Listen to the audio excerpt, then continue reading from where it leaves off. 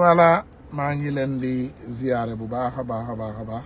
Naby Vision. waaw di leen jox seen wàccuwaay xaw nañoo gëj a waxtaan nag waaye comme niñ leen koy waxee toujours du dara ndax boo leen gisee publication yi la plupart dañuy bëgg mu remplacer waxtaan yi wala amaana sax mu faciliter communication bi suñu diggante.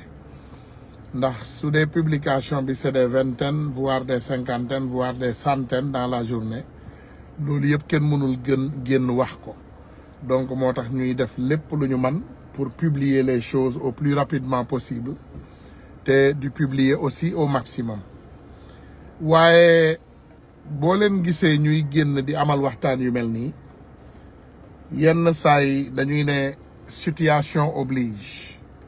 boo leen xoolee titre bi déjà on a dit le Sénégal d'abord parce que dañu am loo xam ne dañ ko remarqué lu bari suñu mbokk sous-région bi wala sax yenn ci suñu mbokk yi yu tuddee seen bopp panafricain peut-être qu'il se pense plus panafricain que nous mais je vous rassurerai que plus panafricain que nous n'existe pas. Naby Vision. ndax ñun déjà Sénégal la ñu gëm Afrique la ñu gëm.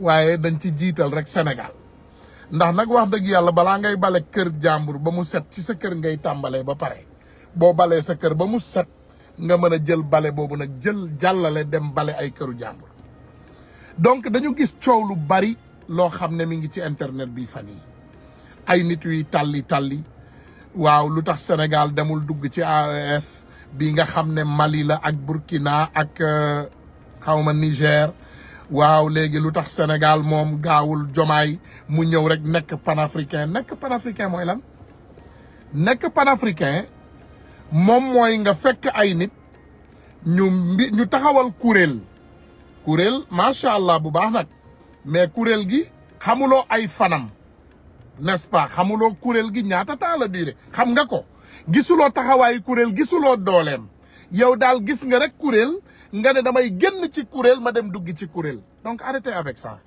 soyons logiques waaye. Naby Vision. le président Ousmane Sonko le premier ministre Ousmane Sonko et le président Bassirou Diomaye Faye ont été élus démocratiquement par les Sénégalais te dañu xeex nag ñun sous région bi dàqu ñu xeex de ndax nous on s'est battu et on a imposé ce que nous voulons sur Macky Sall et son régime. muy lan muy ay élections et on a gagné les élections ñoom ils n'ont pas pu faire le ça donc ñoom jéem nañu imposer bi mu doxul ci la ñu def coup d'état donc ñaari mbir yi tuuti xeebaluñu leen seen xeex waaye kenn bum ñu xeebal suñu bos te kenn bum ñu yàpp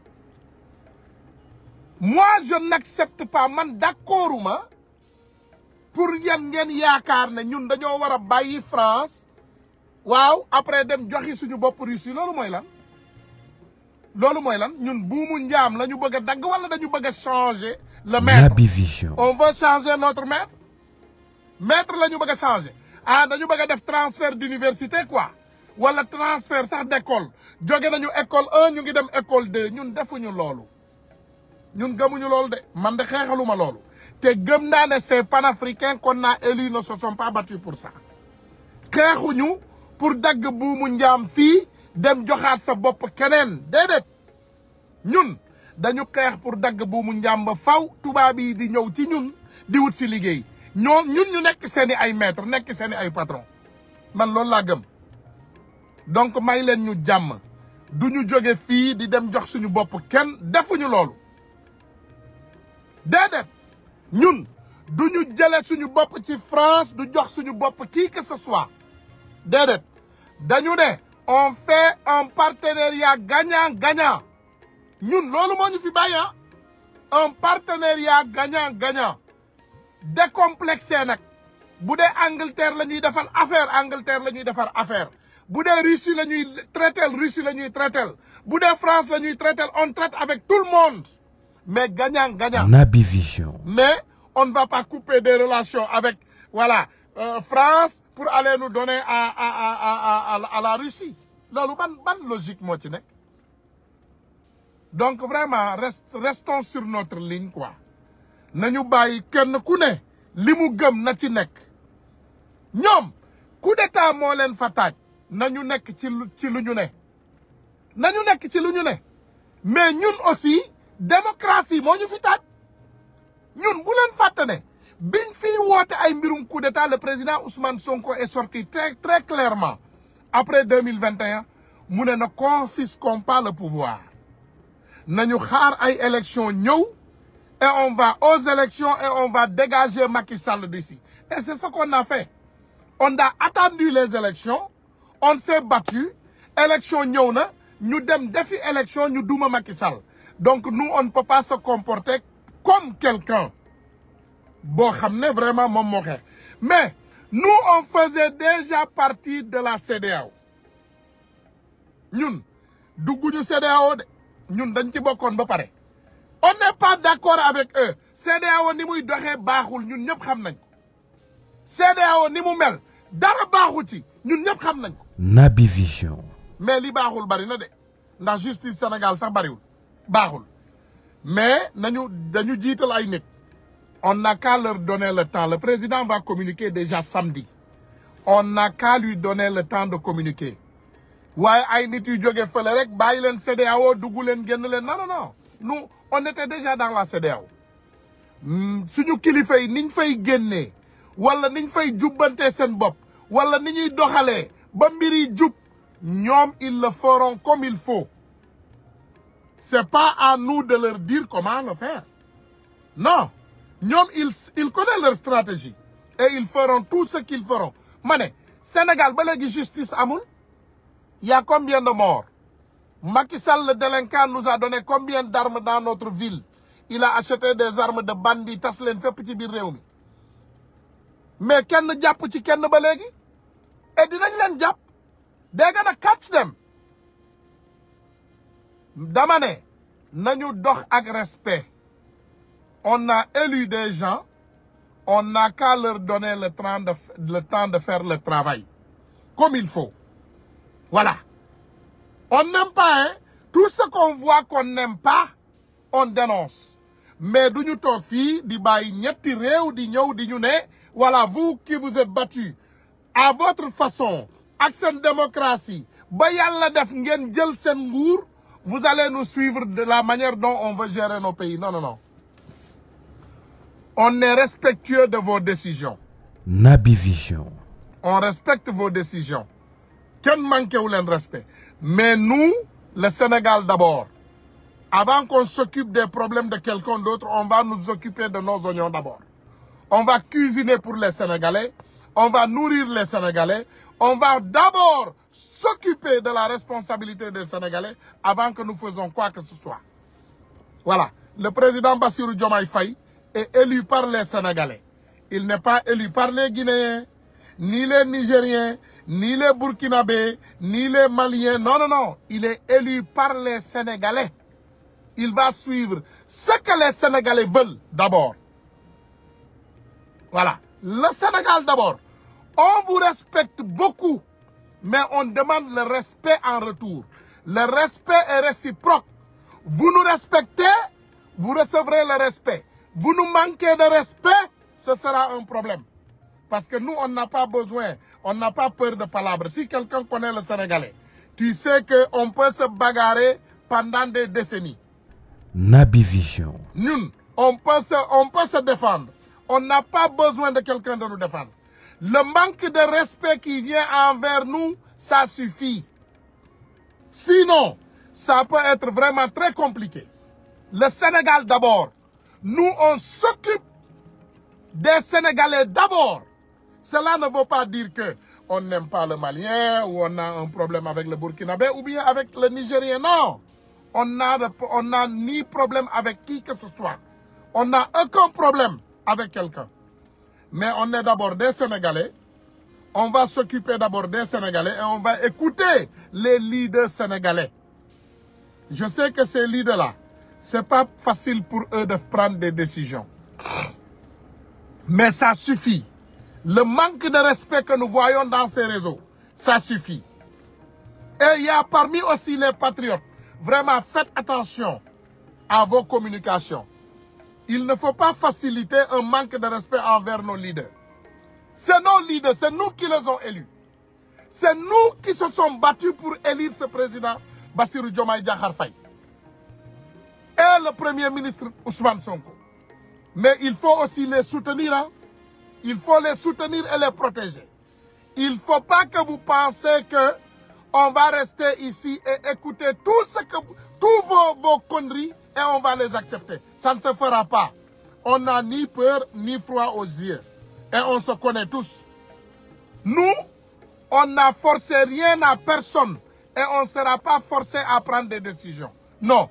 Les décisions seront la décision des Sénégalais comme ils le veulent. Et c'est notre président Bassirou Diomaye Diakhar Faye qui va prendre ces décisions, accompagné de son premier ministre Ousmane Sonko. Naby Vision. Parfois, on peut ne pas être d'accord avec eux. Voilà, on peut ne pas être d'accord avec eux. Mais encore une fois, on est des Africains, on est des panafricains. Faisons attention de ne pas être divisés par la France. La CEDEAO existe avant l'élection de Bassirou Diomaye Diakhar Faye et le premier ministre Ousmane Sonko.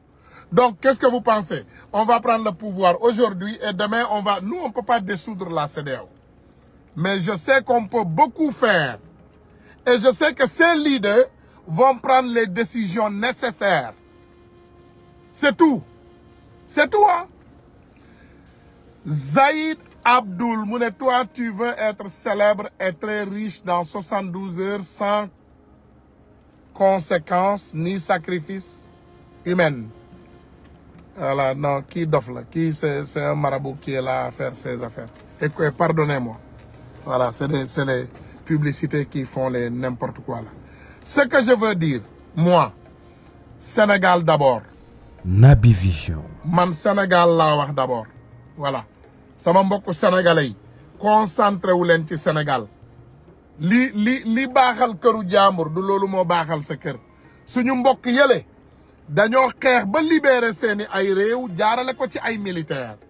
Ñun dañoo xeex ba libérer ay réew jaarale ko ci ay civil. Yàlla dafa def nag ñun bi ñu ñëwee dañu fekk suñu réew dafa bokk ci kuréel gu tudd CEDEAO. Ñun tabaxuñu CEDEAO defuñu ko fa mënuñu ko faa jëlee. Waaye comme dañu am ay njiit yoo xam ne ñoom ñoo leen jiital pour ñu doxal ñu waxal ñu suñu ay doléances, je pense que il faut ñu may leen opportunité boobu. Déjà li gën a rëy mooy le président Bassirou Diomaye Diakhar Faye fera face à la presse ce samedi. Loolu moo gën a rëy d'abord. Mais patience. Man mii maa gën a ñàkk patience ñëpp. Ndax man nee naa leen dañu waroon dammate tànku Macky Sall yi fokki baat bi sànni ci xat. Man loolu laa wax. Mais loolu yàlla dogalu ko. Donc nañu tey. Nañu tey. Faisons attention à la polémique. Ay nit yi Qatara yu fële naan wala dàq leen France dem leen ci Russie. Ban nit bu normal mooy dagg bu mu njaam ba pare di dem dugalaat boppam ci njaam. Ban nit bu normal mooy def loolu wax leen ma ko. Naby Vision. Ban nit bu normal mooy dagg buumu njaam ba mu dagg nga dem jëlaat buum yeewu ko ci sa baat jox ko keneen ne ko woo man ma. Ah ñun africain on n'est pas assez intelligent pour demal suñu bopp. Donc ñun mënuñoo yor suñu bopp loolu ngeen di wax. Donc ñun lan lañu ñun ay xar lañu quoi il faut toujours ñu wommat ñu ñun mënuñoo yóbbu suñu bopp. Ñun nag ñooy yóbbu suñu bopp bu ci yàlla àndee. Buumu njaam c'est fini. On a fini. Quand on finit avec la France, c'est ce qu'on a fini avec bépp colonisation. Mais duñu jóge ci buumu njaam di dem jox suñu bopp buumu njaam. Loolu mënta nekk. Xam leen ne ñun ñii nga xam ne ñun ñoo bokk ci combat de libération du Sénégal bii nous sommes des personnes décomplexées. Kenn ci ñun amul complexe amin kenn ci ñun du nit ku complexé koo xam ne bu gisee tubaab bu ko nuyoo sax ay tànkam dañuy lox déedéet dañ koy ne jàpp ci biir loxo laaj ko turam comme ni ñuy laajee suñu tur ak suñu sant ñu wax ak moom li nga xam ne moom la ñu war a wax ak moom ñu seq ak moom li nga xam ne moom la ñu war a seq ak moom ku nekk dem. Naby Vision. Voilà gagnant-gagnant rek dama ne gagnant-gagnant mbir mi gagnant-gagnant la. On fait des échanges, on fait du business, tout ce que le pays fait avec les autres pays, mbiru gagnant-gagnant la.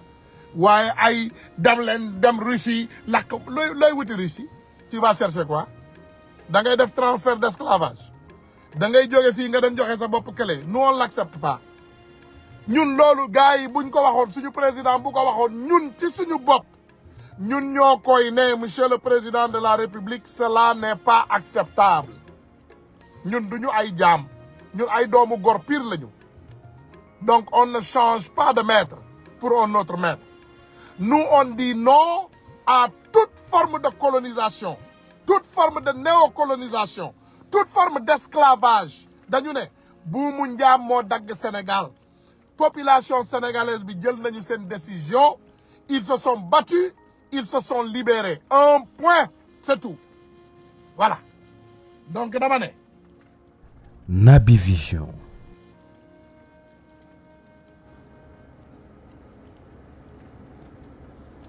mu ne Grand Tounkara s'il vous plaît il faut remettre les bureaux de vote à proximité dans la diaspora cela se passera balaa benn élection di ñëwaat il faut savoir que réforme yu ndawaan yi war a am ñi war a am carte d'identité ñi war a mën a voter ni ñu war a mën a voter loolu yëpp ce sera facilité parce que duñ ñu jële ci nguuta di ñu delluwaat ci beneen nguuta loolu mooy déjà dagg buumu njaam bi nga xam ne ñun ñëpp moom la ñuy jooy donc soyez rassurés que loolu du amaat loolu c'est fini maa ngi jéggalu asalaamaaleykum waaw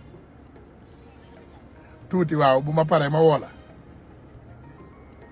10 minutes ma woo la 10 minutes merci voilà comme ni ma leen ko waxee rek Naby Vision. un point c'est tout un point un trait et c'est fini fi mu toll nii ku nekk na lijjanti réewam ñun ñëpp nag africain ñu ànd doon benn parce qu'on est des africains mais il ne faut pas être complexé jarul il ne faut pas nous diviser pour mieux régner il y a pas de problème ici nous on n'a aucun problème avec qui que ce soit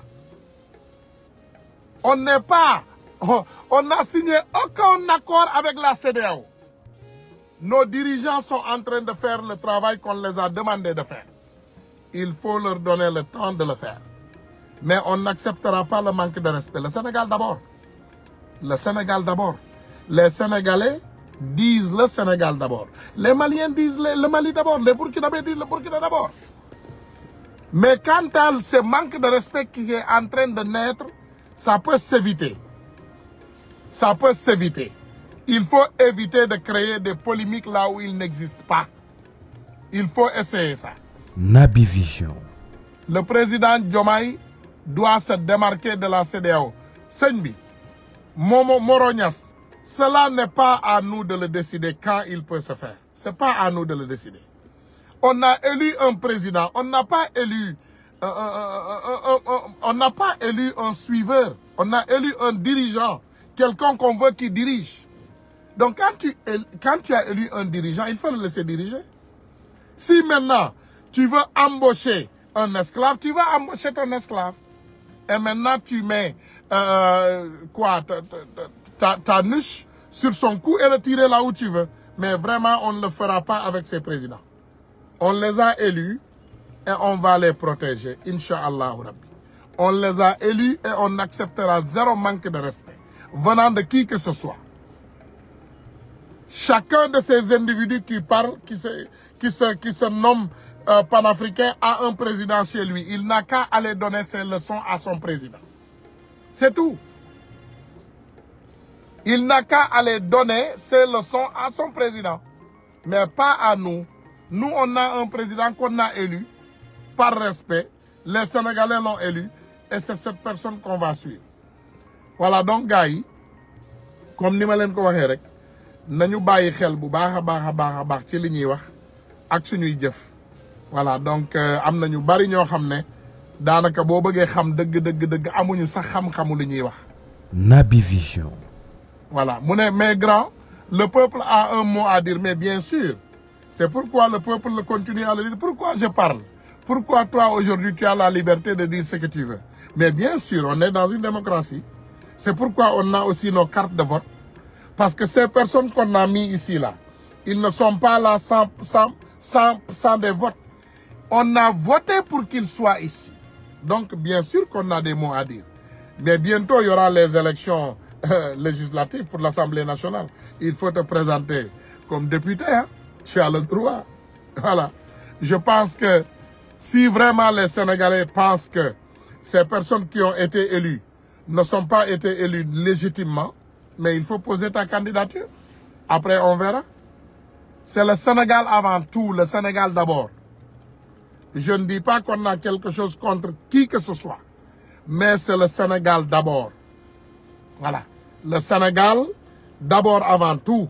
Nous, on est Sénégalais. Et ce qu'on ne va pas accepter, c'est ce qu'on est en train de voir. Naby Vision. Les Maliens protègent leur Mali. Les Burkinabés protègent leur Burkina. Les Sénégalais, nous sommes dañuy dal ci kaw Sénégalais, ñom Burkina lañu andal ak Mali. C'est du n'importe quoi ça. Si c'est ce que vous appelez le patriotisme, allez regarder le mot patriote. Le patriotisme commence d'abord chez soi. Voilà. Le patriotisme, ça commence d'abord chez soi. C'est pas ce que ton pays peut faire pour toi, mais c'est toujours ce que tu peux faire pour ton pays. C'est ça le patriotisme d'abord. Il faut d'abord voir ce que nous pouvons faire pour notre pays. Après, on va aller nous occuper du problème du Mali et du problème de du Burkina et d'autres. On n'a qu'à d'abord s'occuper des problèmes des Sénégalais. Voilà. Quand on s'occupe d'abord du Sénégal, et après maintenant on peut aller où on veut. Mais ce qui est important quand même, il faut que nous restons ensemble. On est des Africains noirs, restons ensemble comme des Africains. C'est ça la vérité. Naby Vision. Voilà, restons ensemble, on est des Africains. Évitons de nous faire disperser. Évitons de nous faire diviser par la France. Parce que ce que vous êtes en train de voir là, c'est le travail de la France. Allez regarder la CEDEAO. Quand j'ai regardé le meeting au CEDEAO, il n'y a que des blancs. Il n'y a personne là-bas que tu peux même reconnaître. C'est du n'importe quoi. Mais laissons nos dirigeants diriger. Voilà, laissons-les diriger. Quand ils dirigent, Inch'Allahu Rabbi. Inch'Allahu Rabbi. Tout ira. Voilà. Nañu gëm rek. Mënuloo fal ay nit. Ma taguñu 3 mois, 4 mois, yow ngay dal seen kaw. Parce que Mali kontaanul, parce que Burkina. Mali kontaanul, mais Maliens yi ñu ngi ànd ak Maliens yi. Waa ji coup d'état la jëlee réew mi. Créé tegu fa sax ay élection. Mais Maliens yi ñoo ko bëgg, ñun suñu yoon newu ci. Burkina, même chose. Du Burkina bay ñoo ko bëgg, mais suñu yoon newu ci. C'est leur droit le plus absolu. Nous, on a choisi les cartes et on a gagné des élections. Naby Vision. C'est tout. Donc, kenn ku ne nangul ko li nga xamne mom moko mom. Mais moi, je resterai constant et je vous dirai que je suis prêt à revenir et faire la guerre à toute personne qui va essayer de ternir l'image de mes présidents. Parce que man ay président la yor, président Ousmane Sonko ak président Bassirou Diomaye Diakhar Faye. Donc officiellement premier ministre Ousmane Sonko. Donc ñooñu tant que laalu len on va continuer à faire seulement nos publications. Mais si vous pensez que des individus qui se nomment je ne sais quoi vont venir et s'attaquer à ces personnes, comme le fait un de nos rappeurs qui a perdu la tête là, mom attaque rek la fi nekkee. Le rappeur fou qui a perdu la tête là, mom attaque rek moy liggéeyam. Continuez à attaquer les gens et Inch'Allah Rabbi on viendra et on fera face. Ça on vous le garantit. Amul layami nak. On vous le garantit, dinañu ñëw et wallahi on fera face. Naby Vision. Voilà. Ñu ngi ne tekk rek di leen bàyyi ngeen di dof-doflu. Mais xam leen ne wàccewuñu suñuy garde benn yoon. Nous on est des garde-fous. Ñu ngi taxaw fii di xaar. Soo leen defee lu dul naka si noonu ñu ñëw gor seeni ay tànk. Voilà, démocratie la nag kenn ku deman gaa wax say xalaat. Waaye ay nit ay fenkat yàkkamti nañu ñu dégg nit bismillahi rahmaani rahim rek ñu ñëw di accuser di fen ak duul ak dajale. Amuleen sax xam-xamu yor kaddu bu normal. Xam-xam bi ngeen am mooy attaquer ay doomu aadama ci ay fen. Doo leen attaquer nit sax ci ay dëgg. te fii àddina la nee naa leen koo ëmbal sànqal xaw ma loo wolof ñi am na lu mu wax fii koo xamal benn fistin xamal na la asamaan et on se connaît tous bu leen ñu fonto voilà il faut respecter les gens le Sénégal d'abord on s'en fout de qui que ce soit ou quoi que ce soit le Sénégal d'abord Naby Vision gars yi maa ngi leen di sant di leen gërëm wa asalaamaaleykum wa rahmatullahi wa barakatuh